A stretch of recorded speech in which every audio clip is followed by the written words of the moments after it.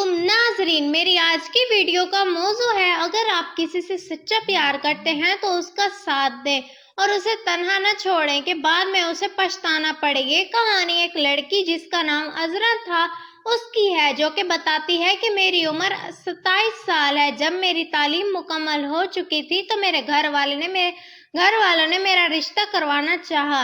उन्होंने कई रिश्ते देखे मगर उन्हें कोई रिश्ता पसंद ना आया। उसके बाद उन्हें एक पसंद आ ही गया। लड़का पढ़ा लिखा था, बाहर के मुल्क में काम करता था और अच्छा घर था। ये सब देखते हुए मेरी फैमिली ने रिश्ते के लिए हाँ कर दी और जब मुझसे पूछा गया तो मैंने भी हाँ कर दी। फिर कुछ दिन बाद उस लड़के की यानी जिससे मेरी मंगनी होने वाली थी उसका एसएमएस आया। उसने बोला कि मैं शाहजेब हूँ जिससे आपका रिश्ता होने वाला है, मुझे आपकी मर्जी जाननी है।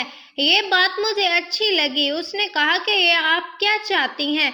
मैंने कहा कि मुझे ये रिश्ता मंजूर है। फिर कुछ दिन बाद हमारी मंगनी हो गई और फिर कुछ माह बाद ही हमारी शादी भी कर दी गई।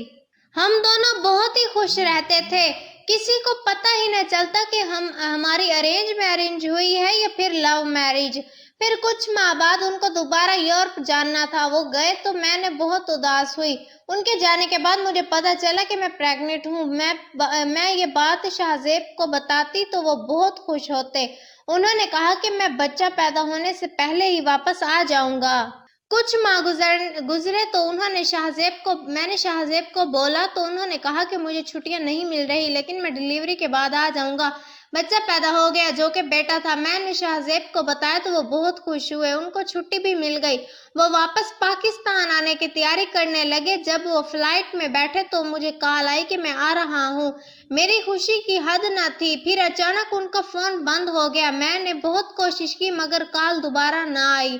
हम सब बहुत परेशान हुए। ऐसा करते करते कुछ माह हो गए लेकिन उसका कुछ पता न चलता। फिर एक साल बाद मेरे घर वालों ने कहा कि बेटी उसने आना होता तो वो आ चुका होता, वो नहीं आएगा। मैंने भी मान ली उनकी बात। मेरा छोटा सा बेटा था और हमारा मुआशरा ऐसे रहने तो नहीं देता। उन्होंने मेरा रिश्ता कर दिया। मेरा शोहर बहुत अच्छा था, उसने मुझे और मेरे बेटे को हर खुशी दी और कबूल किया। लेकिन मेरी परेशानी थी कि शाहजेब कहाँ गया होगा, जिंदा भी वो है या नहीं। 2 साल गुजर गए। अचानक शाहजेब का मैसेज आया और वो मुझे घर आकर ढूंढने लगा। मैं उसे कहीं नजर न आई तो उसने अपने घर वालों से पूछा तो उन्होंने कहा कि हमने तो उसकी शादी कर दी है और तुम्हें आज 2 साल बाद कैसे उसकी याद आई? तुमने तो शादी कर ली है। हमें लगा कि तुमने शादी कर ली होगी या फिर तुम जिंदा ही नहीं होगे, इसीलिए हमने उसकी शादी कर दी।